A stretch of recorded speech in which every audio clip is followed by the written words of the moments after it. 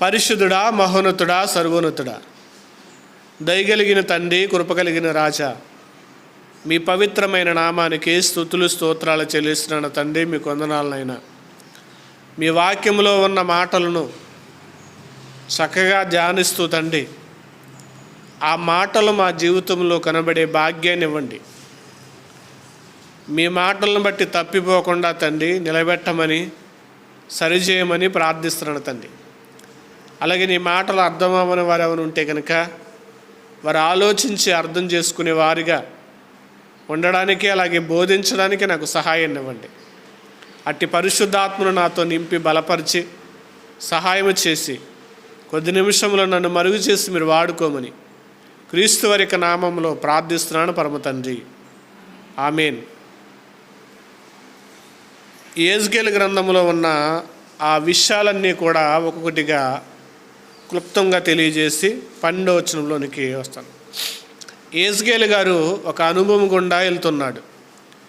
యెహెజ్కేలు గారు కలిగిన ఆ దర్శనం అనేది, ఆయన చూసిన దర్శనం అనేది సంఘానికి సంబంధించినదై ఉన్నది. సంఘానికి సంబంధించిన విషయంలో సంఘము అడుగులు వేసుకుంటూ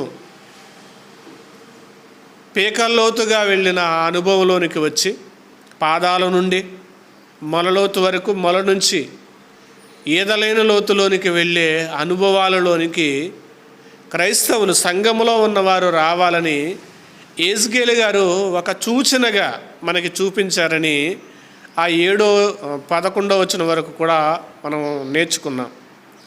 ఈ 12వ వచనంలో ఉన్న నదీ తీరం అంటే ఏంటనేది పోయిన వారం తెలియజేశాను.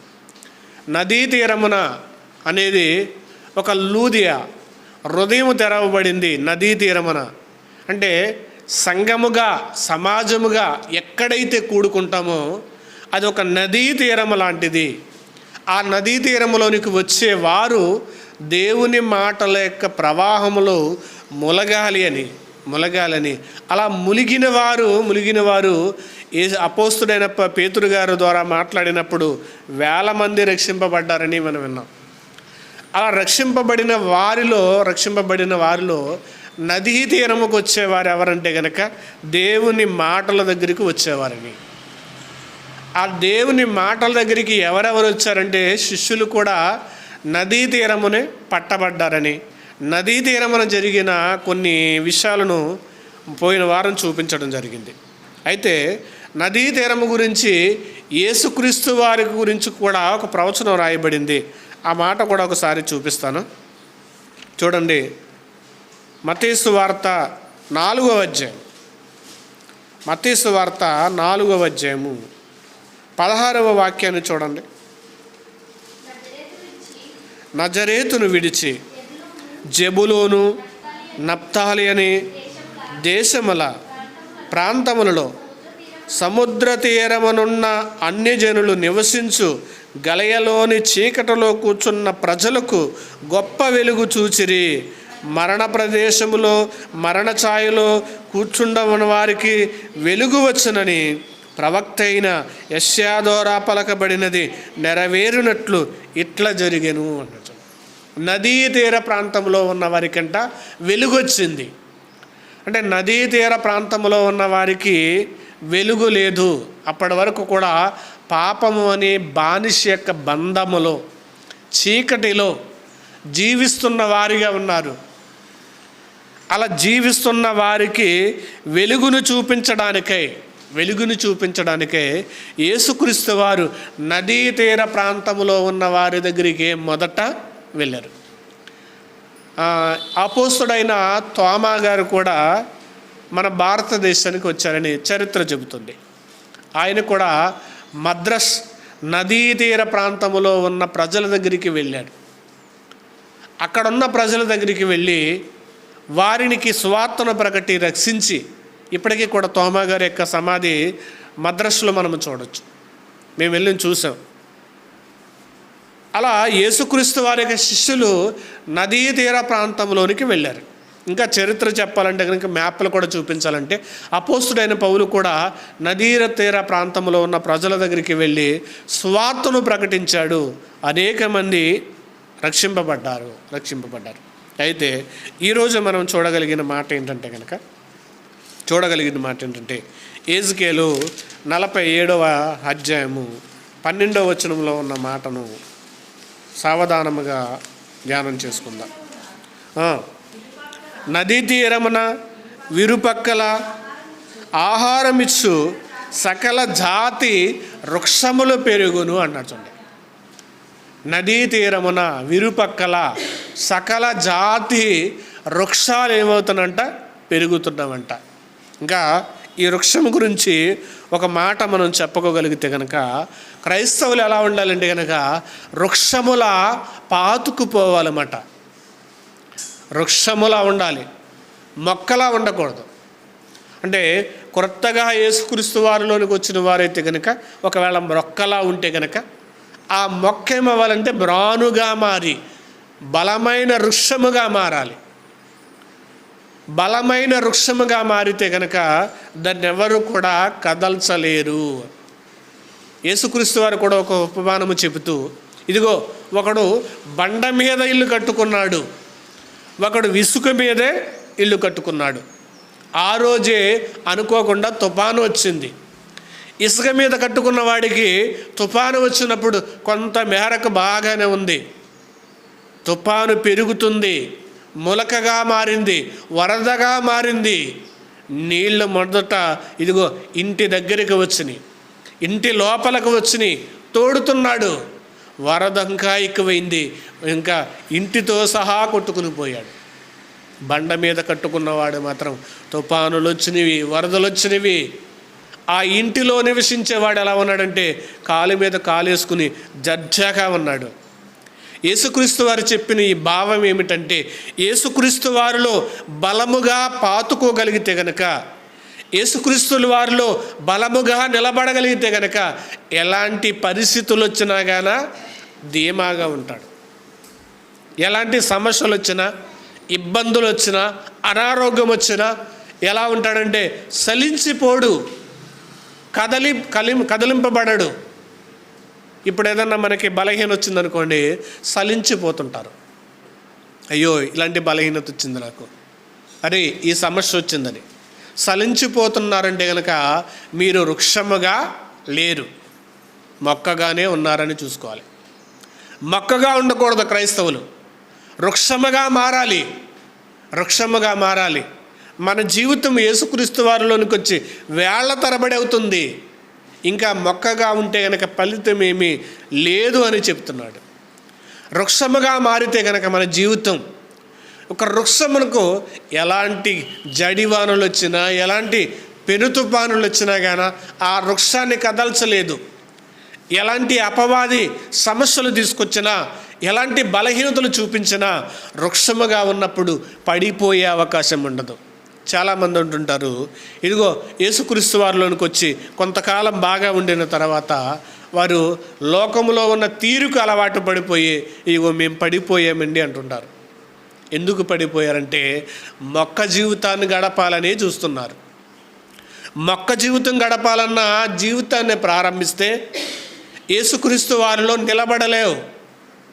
మొక్కగా ఉన్నప్పుడు ఎవరైనా సరే వెళ్ళి ఏం చేస్తారు, తుంపుకొని తెంపేస్తారు, పిడికేస్తారు. చిన్నపిల్లలు కూడా దాన్ని ఏం చేస్తారు, పీకేయగలరు. మొక్కలు పెంచుతున్నప్పుడు చిన్నపిల్లలు ఎవరెవరే లాగొద్దురా అన్నప్పుడు వాడు వెంటనే టపక్కని పెంచేస్తాడు. అంటే విశ్వాస జీవితంలో యేసుక్రీస్తు వారిని వెంబడిస్తున్న తర్వాత మన జీవితాలు ఎలా మారిపోవాలంటే వృక్షముగా మారిపోవాలి. ఆ నదీ తీరమున అంటే దేవుని యొక్క జీవజలాలు పొందుకుంటున్న ఆ సంఘము నది పక్కనున్న వృక్షములను మనం చూస్తే కనుక ఆ నది పక్కన పెరిగిన ఆ వృక్షములు సకల జాతి వృక్షములు. సకల జాతి వృక్షములు, సకల జాతి అంటే వెళ్తే వేరే చాలా విషయంలోకి వెళ్ళిపోతాయి. కాబట్టి సకల జాతికి ఆ వృక్షముగా మనం ఉండాలని చెబుతూ ఒక విషయాన్ని చెప్తున్నాడు అక్కడ. వృక్షములు పెరుగును, వాటి ఆకులు వాడిపోవు అన్నాడు. ఈ మాటను బట్టి ఈరోజు ప్రసంగంకి వెళ్తాను. వాటి ఆకులంట వాడిపోవు అంట. ఏ ఆకులు?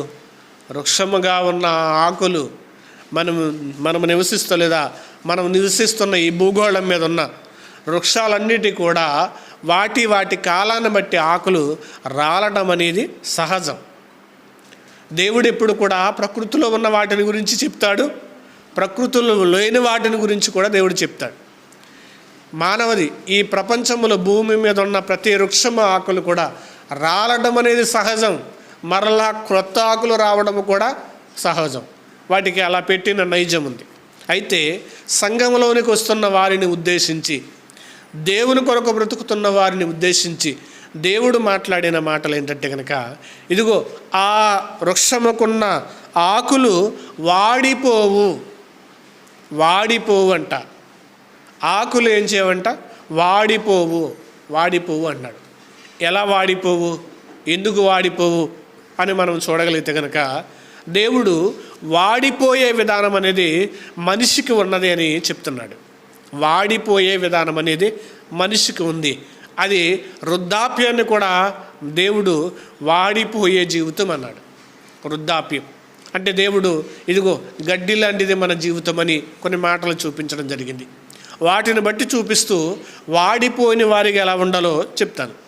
చూడండి, మొదటిగా కీర్తనల గ్రంథము 37వ అధ్యాయము. కీర్తనల గ్రంథము 37వ అధ్యాయము 2వ వచనాన్ని మనం చూడగలిగితే కనుక, వారు గడ్డి వలె త్వరగా ఎండిపోదురు, పచ్చని కూరవలే వాడిపోదురు అన్నట్టు. వారు ఎవరు వాడిపోతారు? పైన చెప్తున్నాడు. మొదటి వచనం, చెడ్డవారిని చూసి నీవు వ్యసనపడకము, దుష్కార్యములు చేయు వారిని చూసి మత్సరపడొద్దు అన్నట్టు. చెడ్డవారిని చూసి నువ్వేం చేయకూడదంటే వ్యసనపడవద్దు. దుష్కార్యాలు చేసేవారు ఉన్నారు, మత్సరపడకు. వారి జీవితం ఏంటో తెలుసా? ఎండిపోయే జీవితం. వారి జీవితం ఏంటో తెలుసా? వాడిపోయే జీవితం. మనకు కొన్ని అనుమానాలు రావచ్చు.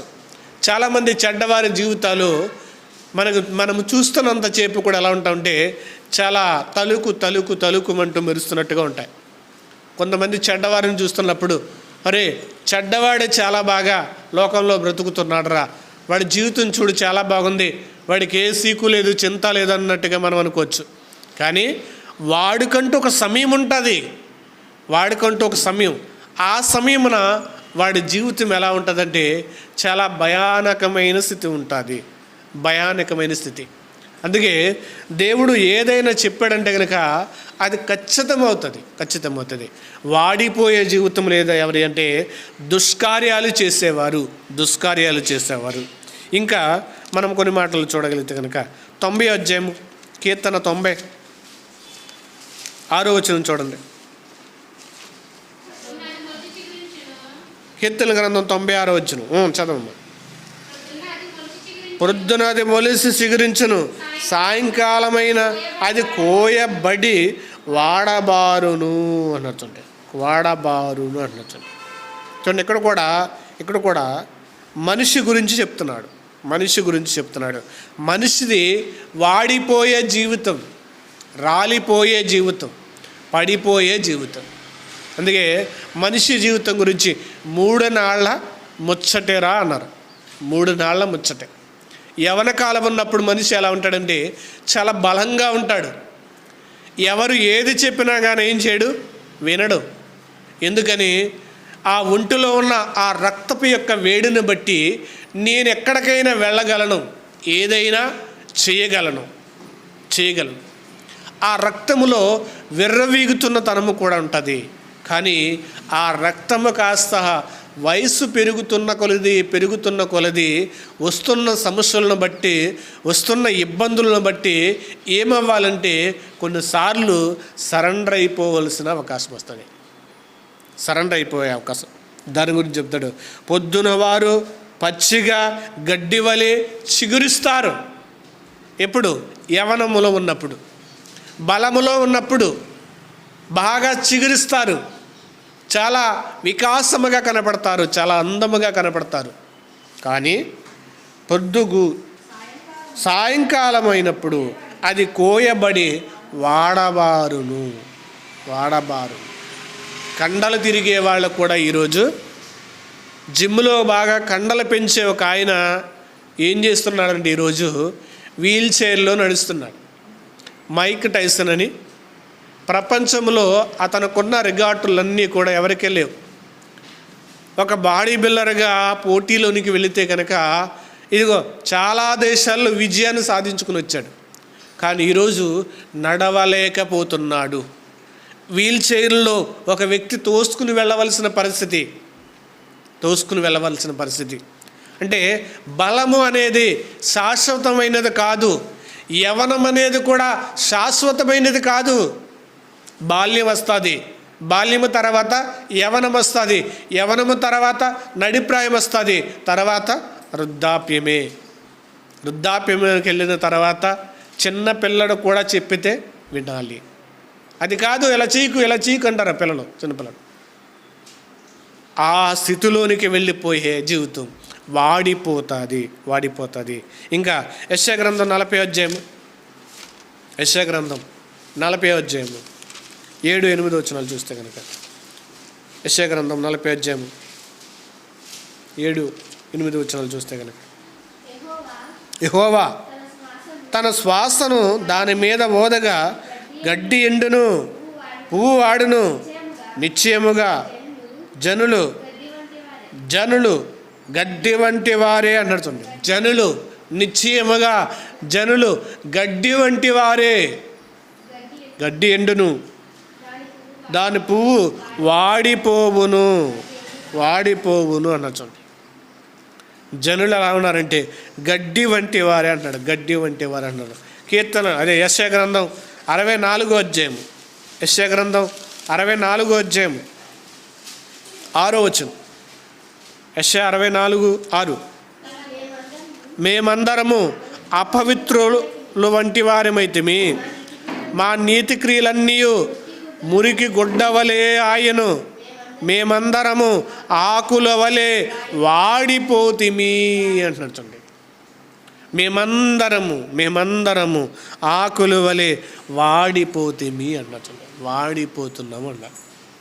అంటే మనిషి జీవితం ఇలా ఉంది. ఎప్పుడు వాడిపోయే జీవితం అంటే అపవిత్రత మనిషిలో ఉన్నప్పుడు, నీతి క్రియలు లేకుండా ఉన్నప్పుడు, మనిషి జీవితం పాపముతో ఉన్నప్పుడు వాడిపోయే జీవితమే, రాలిపోయే జీవితమే. మరి ఈ వాడిపోయే జీవితానికి, ఈ రాలిపోయే జీవితానికి అక్కడ యెహెజ్కేలు గ్రంథంలో అంటున్నాడు, ఇదిగో ఆ ఆకులు వాడిపోవంట. చూడండి, మరొక మాట చూద్దాం. పేతురు గారు రాసిన మొదటి పత్రిక, మొదటి అధ్యాయము 22వ వచనం చూడండి. మీరు క్షయబీజము నుండి కాక శాశ్వతమగు జీవము గల దేవుని వాక్యము మూలముగా అక్షయ బీజము నుండి పుట్టినవారు గనుక నిష్కపటులమై సహోదర ప్రేమ కలిగి మీరు సత్యమును విధేయులగుట చేత మీ మనసులను పవిత్రపరుచుకుని వారేయుండి ఒకరినొకడు హృదయపూర్వకముగా మిక్కటముగా ప్రేమించుడి అంటున్నట్టండి. ఇక్కడ చెప్తున్నాడు. ఇప్పుడు వాడిపోయిన జీవితాలు ఎవరియో చెప్తున్నాడు. దేవుని సన్నిధానములకు వస్తూ అనుభవంలోనికి వెళ్ళాలంటే కనుకంటే, ఇదే అనుభవంలోనికి వెళ్ళాలంటే కనుక నదిలో పడాలి.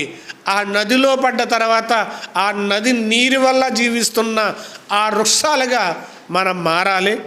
ఆ వృక్షానికి కూడా ఆకులు వాడిపోయే స్థితిలోనికి రావాలంటే కనుక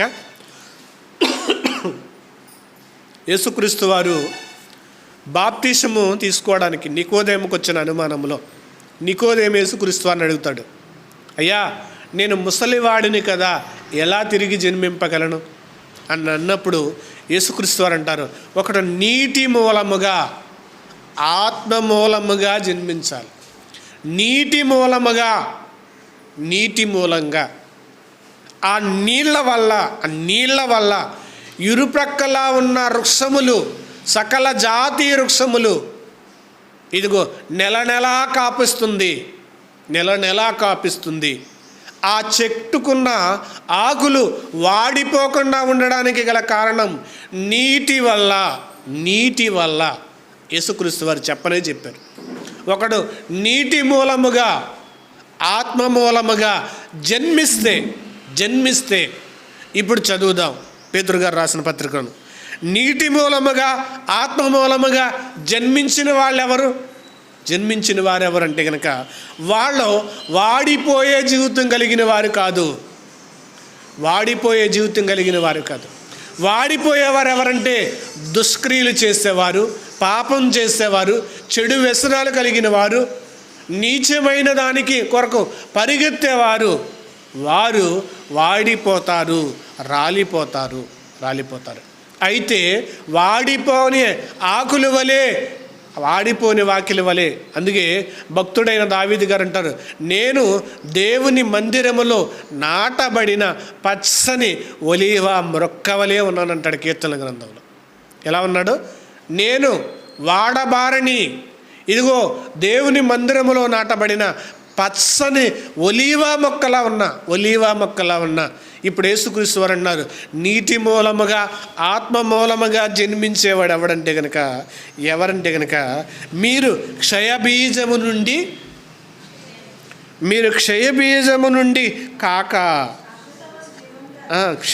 నుండి కాక శాశ్వతమగు జీవము గల దేవుని వాక్యము మూలముగా అక్షయ బీజముగా పుట్టినవాడు. అక్షయ బీజముగా పుట్టినవాడు ఏమవరంటే వాడిపోరు. చాలామంది క్రైస్తవ భక్తులు, క్రైస్తవ మిషనరీలు చనిపోయారు. కానీ వారిని స్మరణకు తెచ్చుకుంటున్నాం, జ్ఞాపకం తెచ్చుకుంటున్నాం. ఇదిగో పలానా భక్తులు, పలానా వ్యక్తి, మదర్ తెరీసా గారు ఉన్నారు, ఇప్పటికీ ఆవిడ గురించి జ్ఞాపకం తెచ్చుకుంటున్నారు. ప్రతి వ్యక్తి కూడా మాట్లాడుతున్నాడు. మదర్ తెరీసా గారు ఆ నిర్మించిన ఆ ఫౌండేషన్లో ఇప్పటికీ కూడా అలాంటి మదర్ తెరీసాలాగా జీవించే తల్లులు చాలామంది ఉన్నారు. వాడిపోయిందా ఆవిడ జీవితం అక్కడితో ఆగిపోయిందా చనిపోయాక? లేదు. ఆవిడ యొక్క భావజాలాల పురుగొలుపుకుంటూ, ఆవిడికిలాగే అనేక మంది నన్స్ రెడీ అయ్యి, అనేక మంది సిస్టర్స్ రెడీ అయ్యి, ఇదిగో ఆ సేవాభావాన్ని మూర్తిభవించుకుంటూ, ఆ ప్రేమను అనేకులకు చూపిస్తూ ఇంకా కూడా వాడిపోకుండానే ఉన్నది ఆమె జీవితం. ఎందుకని ఇదిగో వాక్యము వలన అక్షయ బీజాన్ని ఏం చేసిందంటే ఆవిడ ధరించుకుంది. అందుకన్నాడు, దేవుని మూలముగా అక్షయ బీజము నుండి పుట్టిన వారు గనుక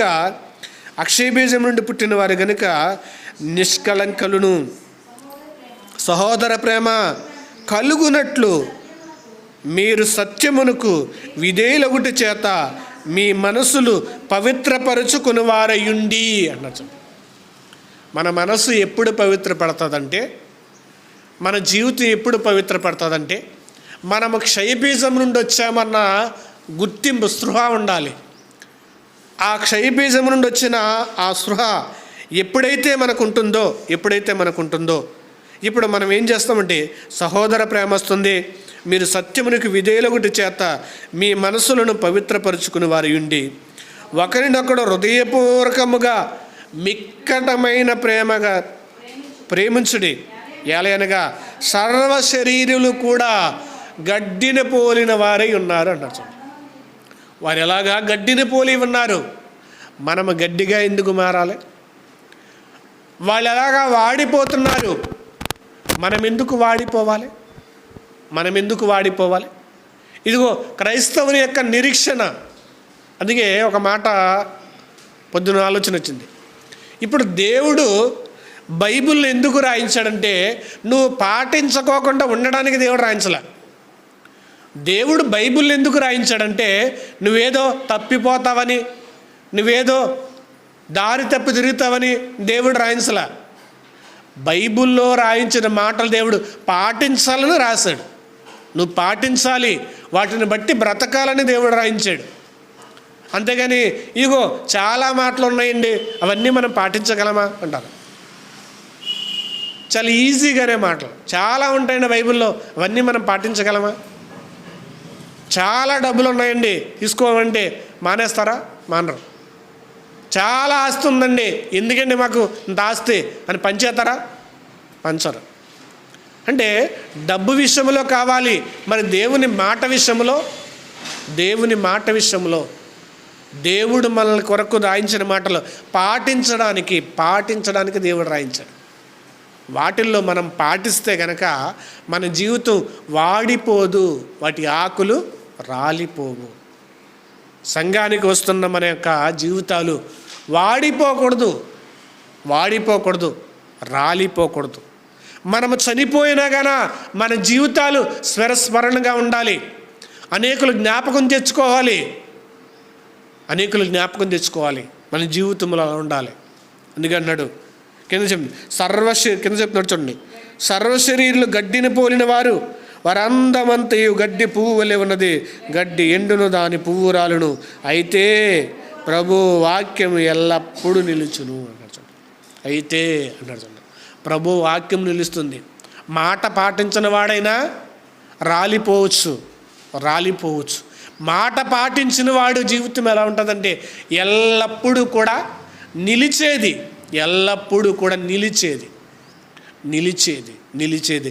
దేవుని వాక్యం మనలో ఉందనుకోండి, ఆ వాక్యం మన జీవితంలో ఉంటే మనం ఏమవ్వంటే వాడిపోము, నిలిచే ఉంటాం. మరొక మాట చూస్తే కనుక ఇదే పేతురు గారు రాసిన పత్రిక 1వ అధ్యాయం 4వ వచనం చూడండి. 3, 4 కలిపి ఉంటాయి.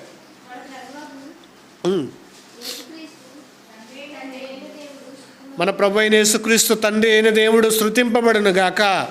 మృతుల్లో నుండి యేసుక్రీస్తు తిరిగి లేచుట వలన జీవముతో కూడిన నిరీక్షణ మనకు కలుగునట్లు, అనగా అక్షయమైనదియో నిర్మలమైనదియో వాడబారనిది అయిన స్వాస్థ్యము మనకు కలుగునట్లు ఆయన తన విశేష కనికరము చెప్పున మనలను మరలా జన్మింపజేస్తాను అంటున్నాడు చూడండి.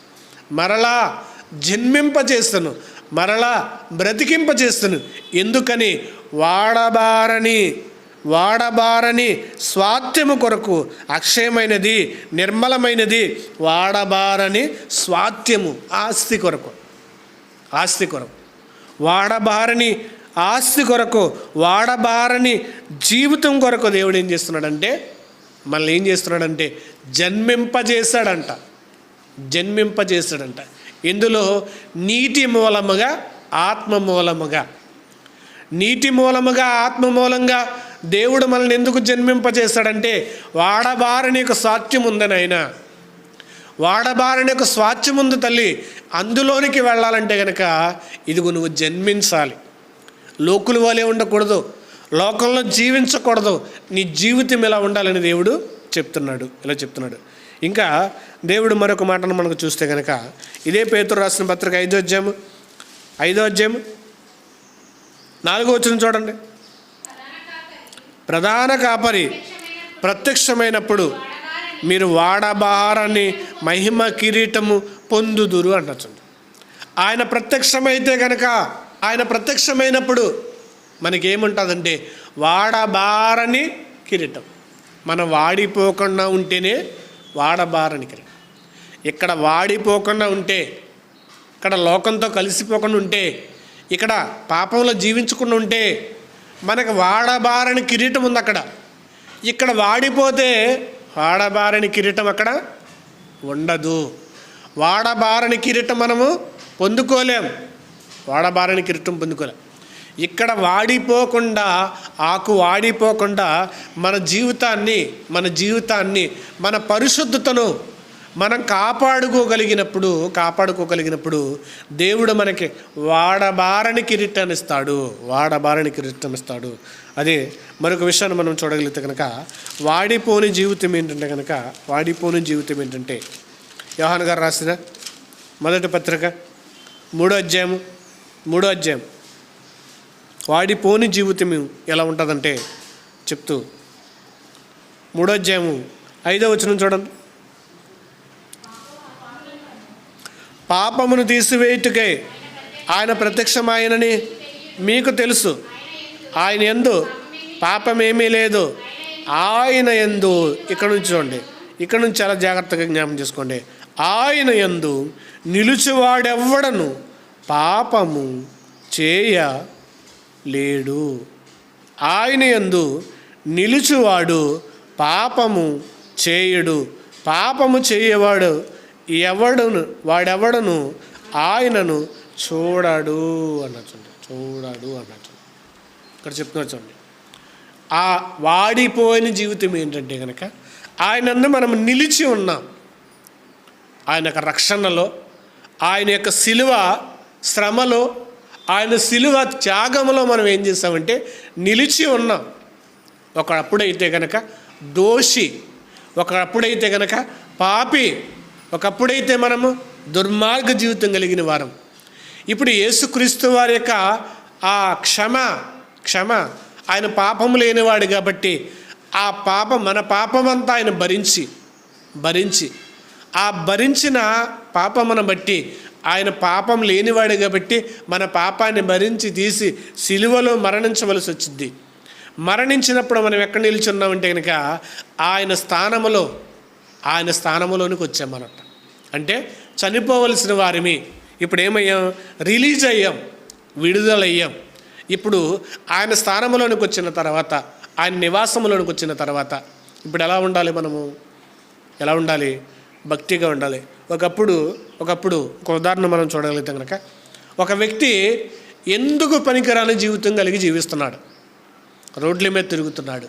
అతని జీవితం ఎలా ఉంటుందంటే, ఇదిగో ఆ జీవితం అంతా కూడా అతను షర్టు బాగోలేదు, అతను ఒళ్ళు బాగోలేదు. ఒక్కొక్కసారి మనం చూస్తుంటాం, చెత్త వేరుకునేవారు వస్తుంటారు. వారి భుజాన్ని ఒక చంచు వేసుకుని ఆ బట్టలు చాలా మురికిగా ఉంటాయి. అలాంటి జీవితం కలిగిన వ్యక్తికి ఒక వ్యక్తి కారు ఆఫ్ చేసి అతన్ని పిలిచి ఆ చంచి పడే, ఇగో నాతో రా అన్నప్పుడు అతను తీసుకుని వెళ్ళి నీటిగా అతను రెడీ చేసి శుభ్రముగా కడిగి చక్కటి వస్త్రాలు వేసి ఒక విలువైన ఒక గొప్ప ఇంటిలో నివసించినప్పుడు అతడు ఎలా ఉండాలంటే కనుక మరలా అతని ఆలోచన, ఇప్పుడు నేను ఎప్పుడు చెత్త వేరుకునేవాడిని, ఇదిగో నేను ఆ చంచులు ఏరుకునేవాడిని, ఆ మురికి దగ్గరికి వెళ్ళి తినేవాడిని, ఇదిగో అక్కడే జీవించేవాడిని అనే స్వభావం ఉండకూడదు ఇప్పుడు. ఎందుకని? ఆ స్థితి నుంచి, ఒరే బాబు ఆ స్థితి నీకు కాదు, దాని నుంచి వదిలే, ఇదిగో ఒక మంచి లైఫ్ నీకు ఇస్తానని ఒక ధనవంతుడు అన్నప్పుడు ఇప్పుడు అతను మరలా ఎలా జీవించాలంటే ఆ మురికి వస్త్రాలు విడిచిపెట్టి నీటిగా ఆ ధనవంతుడు ఇచ్చిన వస్త్రాలతో ధనవంతుడు ఉండే ఇంటిలో దర్జాగా బ్రతకాలి. కానీ మన జీవితం కూడా అలాగే ఉంది. ఇలాగే ఉంది. ఏం చేస్తున్నామంటే దేవుడు మనల్ని అలాంటి మురికి స్థితిలో నుండి ఒక మంచి స్థితిలోనికి తీసుకుని వచ్చిన తర్వాత మరలా మలినం అవ్వాలనుకుంటున్నాం, మలినం దగ్గరికి వెళ్ళాలనుకుంటున్నాం, మలినంలోనే జీవించాలనుకుంటున్నాం. అది కాదు. దేవుడు కోరుకుంటున్నది ఏంటంటే కనుక, ఇదిగో ఆయన యందు నిలుచువాడెవడో ఇప్పుడు ఆ పాప స్థితిలో నుండి మళ్ళీ దేవుడు తీసుకుని వచ్చినప్పుడు ఇప్పుడు ఆయన యందు నిలుచున్నప్పుడు మన దగ్గర ఏముండకూడదంటే పాపం ఉండకూడదు. పాపానికి మనకి సంబంధము లేదు. ఆయన యందు నిలుచున్న వాడెవడో పాపము చేయుడు. మరలా అక్కడికి వెళ్ళాలనుకుంటాడా? ఇప్పుడు ప్రతిరోజు ఆకలికి మాడి కడుపు కాలి ఇదిగో ఏది దొరికితే అది పెంటలో తినేవాడు ఇప్పుడు అన్నీ అనుగ్రహించాడు. మరలా ఆ పెంట దగ్గరికి వెళ్ళి తినాలని అనుకోడు. ఇప్పుడు దేవుడు కూడా అన్నాడు, ఆయన యందు నిలుచున్న వాడెవడో వాడు పాపము చేయజాలడు అన్నాడు. ఒకవేళ ఇంకా పాపం చేస్తుంటే కనుక ఆ మురికి దగ్గరికే వెళ్ళాలనుకుంటున్నావు, ఆ మురికిలోనే బ్రతకాలనుకుంటున్నావు, ఆ మురికిలోనే జీవించాలనుకుంటున్నావు. అయితే ఆయన దగ్గర వాడిపోని వారు ఎవరంటే కనుక ఆయన యందు నిలిచిన వాడు. వాడిపోని జీవితం ఏంటంటే కనుక పాపములో నిలిచి ఉండడు, పాపము చెయ్య జాలడు. వాడు వాడిపోయినవాడు. వాటి ఆకులు వాడిపోవు. వాడి నెల నెల ఫలాలిస్తాడు. ఎప్పుడైనా వీలైతే కనుక ఆ ఫలాలు ఏంటో చెప్తాను. ఇప్పుడు మరొక మాట చూస్తే కనుక ముగిస్తా. కొరింథీయులకు రాసిన పత్రిక ముగించుకుందాం. కొరింథీయులకు రాసిన మొదటి పత్రిక 11వ అధ్యాయం 1వ వచనం. నేను క్రీస్తును పోలి నడుచుకొనుచున్న ప్రకారం మీరును నన్ను పోలి నడుచుకునిడి. ఈరోజు క్రైస్తవ్యంలో ఎక్కువ క్రీస్తుని పోలి నడవకుండా ఉండడానికి గల కారణం ఏంటంటే బోధించే బోధకులు సరైన రీతిలో లేకపోవడం, సరిగ్గా వాళ్ళ లేకపోవడం చేత ఇదిగో వారు కూడా దారి తెలియని వారిగానే జీవిస్తున్నారు. అందుకే అపోస్తలుడైన పౌలు అంటున్నాడు, ఇదిగో నేను క్రీస్తుని పోలి నడుచుకొనుచున్న ప్రకారము మీరు నన్ను పోలి నడుచుకొనిడి. ఎవరు అవుతుందంటే కనుక వాడిపోని వాడు. ఇతను వాకులు వాడిపోవు. క్రీస్తుని పోలి నడుచుకోవాలి. ఇంకా మనం చూడగలిగితే కనుక తెస్సలోనికి రాసిన మొదటి పత్రిక మొదటి అధ్యాయం 6వ వచనం. పరిశుద్ధాత్మ వలన కలుగు ఆనందముతో గొప్ప ఉపద్రవమందు మీరు వాక్యమును అంగీకరించి మమ్మును ప్రభువును చూడండి, మమ్మును ప్రభువును. అందుకే సమాజము ఎలా ఉంటుందంటే కనుక మనము చేసేదాన్ని చూస్తుంది. ఇంకెక్కువగా లోకంలో ఉన్నవాడిని అసలు పట్టించుకోరు, కానీ క్రీస్తులో ఉన్నవాడిని అయితే కనుక అన్ని విధాలుగా చూస్తారు. అదే చెప్తున్నాడు ఇక్కడ. మమ్మును ప్రభువును పోలి నడుచుకునిడి. మమ్మును ప్రభువును. ఇదిగో మమ్మల్ని మీరు ప్రభువుని పోలి నడుచుకుంటే కనుక మీరు వాడిపోని ఆకులుగా మనం ఉంటాం. చివరిగా యోహాను రాసిన మొదటి పత్రిక 2వ అధ్యాయం. యోహాను రాసిన మొదటి పత్రిక 2వ అధ్యాయం 17వ వచనం. లోకమును దాని ఆశలు గతించిపోవును కానీ దేవుని చిత్తము జరిగించువాడు నిరంతరము నిలుచును అన్నట్టు. వాడిపోని జీవితం ఏంటంటే ఇది.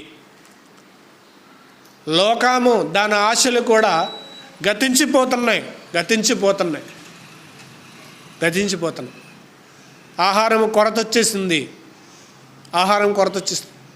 ఒకప్పుడు కనబడేవని కూడా ఈరోజు కనబడకుండా పోతున్నాయి. లోకములో ఏదో బాగా నాకు అది కావాలనిపించేవన్నీ కూడా పోతున్నాయి. దాని ఆశలు గతించిపోతున్నాయి. కానీ దేవుని చిత్తం, దేవుని ఇష్టం, దేవుని ఆలోచన, దేవుని ఉద్దేశము నెరవేర్చేవాడు మాత్రము నిరంతరము నిలిచే ఉంటాడు. నిరంతరము వాడిపోని జీవితమే కలిగి ఉంటారు.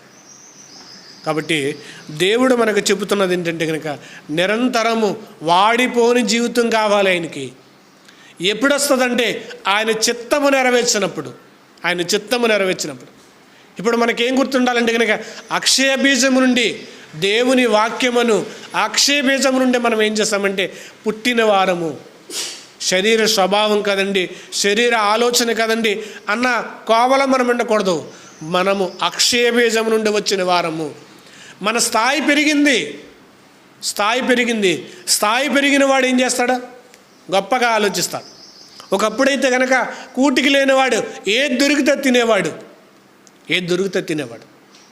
చాలామంది ఏం చూస్తుంటాం, ఒకప్పుడు క్యారేజీ తీసుకుని పనికి వెళ్ళిన వాళ్ళు ఈరోజు చెరువులు చంపలు వచ్చిన తర్వాత బాగా సంపాదించి కారులో తిరుగుతున్నారు. ఇప్పుడు అలా క్యారేజీ తీసుకుంటూ మరలా పనికి వెళ్ళగలడా? లేదా తన స్థాయికి మించిన తగ్గిపోయిన దాన్ని ఏమన్నా వాడుకోగలడా? వాడుకోడు. ఎందుకని?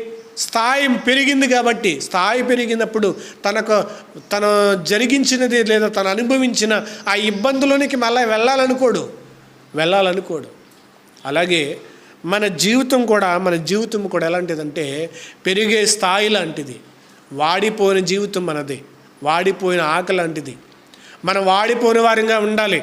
మన జీవితం ఎలా ఉండాలంటే మరలా లోకం వైపు చూసేవారిగా ఉండకూడదు. దేవుడు మనకిచ్చిన ఆ జీవితము కొద్ది కాలమే కాబట్టి ఈ కొద్ది కాలంలో వాడిపోయిన వారంగా ఉండాలి. వాటి ఆకులు వాడిపోవు. ఆ వచనం చదివి ముగించుకుందాం. ఎజ్కేలు. నదీ తీరమున ఇరుపక్కల ఆహారమునకిచ్చు సకల జాతీయ వృక్షములు పెరుగును, వాటి ఆకులు వాడిపోవు. కాయల దగ్గరికి వెళ్ళదు. వాటి ఆకులు వాడిపోవు. మనము కూడా వాడిపోయిన వారంగా ఉండాలంటే కనుక ఆయనందు నిలిచి ఉండాలి. ఆయనందు నిలిచి ఉన్నవాడు పాపం జోలికి వెళ్ళడం. పాపం చేయాలని మనకు అనిపిస్తుందంటే కనుక ఇదిగో మరలా మన మురికి స్థితిలోనికి వెళ్ళాలనుకుంటున్నాం. మంచి జీవితాన్ని ఇచ్చాడు దేవుడు, మంచి భక్తినిచ్చాడు, మంచి బ్రతుకునిచ్చాడు. మరలా దాన్ని చింపుకుని మరలా వెళ్ళాలనుకునేది ఏంటి అంటే కనుక ఒక పంది మాత్రమే. కడగబడిన పంది మురుకులోనికి వెళుతుందంట. తను తినేసి కక్కేసినది మరలా అదే తినేది ఒక కుక్క అన్నాడు. ఈ రెండు జంతువులే కడగబడిన దానిని విడిచి వెళ్ళేది. ఈ రెండు మనకు సంబంధించినవి కాదు. మన జీవితం ఏంటంటే దేవుని చిత్తము జరిగించువాడు నిరంతరము నిలుస్తాడు. వాడిపోని జీవితం మనది. వాడిపోయేవారు చాలామంది లోకంలో ఉన్నారు. పాపము చేత వ్యసనాల చేత తనకున్న మనశ్శాంతి లేక ఎందరో వాడిపోయే స్థితిలోనికి వెళ్ళిపోతున్నారు. ఎందరో రోజు లేస్తే కనుక అనేక మంది చనిపోతున్నారు. వారికి మన ద్వారా జీవాన్ని ఇవ్వాలి. మన ద్వారా వారికి రక్షణ కలిగించాలి. మన ద్వారా వారికి పాపం నుండి కొంచెం ఉపశమనాన్ని కలిగించాలి. అలా కలిగించే స్థితిలోనికి మనం వెళ్ళాలి. అట్టి స్థితిలోనికి వెళ్ళాలంటే మనం వాడిపోకుండా ఉండాలంటే మన స్థితిని జ్ఞాపకం చేసుకోవాలి. మనం వచ్చింది ఒక గొప్ప వాడి నుంచి వచ్చాం, ఆ బీజం నుండి వచ్చాం. ఆ బీజాన్ని వదులుకోకుండా ఉండిన వాడు పాపం దగ్గరికి వెళ్ళడు, పాపం చెయ్యి జాలడు. అట్టి స్థితిలోనికి మనమందరం ఉండేలాగా ఉండాలని ప్రార్థన చేసుకుందాం. దేవుడు మనకు అనుగ్రహింపజేసిన భాగ్యాన్ని బట్టి ప్రార్థన చేసుకుందాం. పరిశుద్ధుడా, ప్రేమగల తండ్రి, మా స్థితిగతులు ఎరిగిన వాడు తండ్రి, అయినా మేము ఎలా ఉండాలో తండ్రి అట్టి రీతిగా మా జీవితాలను